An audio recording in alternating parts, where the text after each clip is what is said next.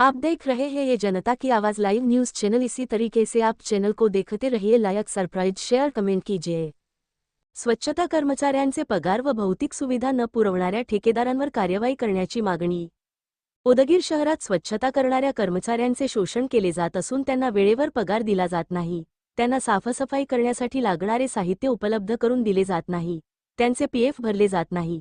त्यांची नियमित आरोग्य तपासणी होत नाही।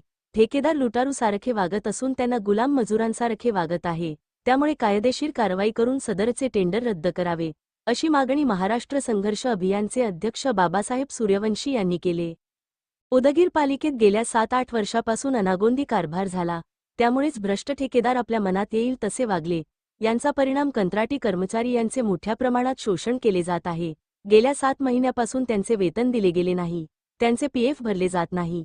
कंत्राटी कर्मचाऱ्यांचे स्थगित पगार तात्काळ देण्यात यावे। त्यांचा पगार रोखून ठेवणाऱ्या ठेकेदारावर कायदेशीर कारवाई करावी।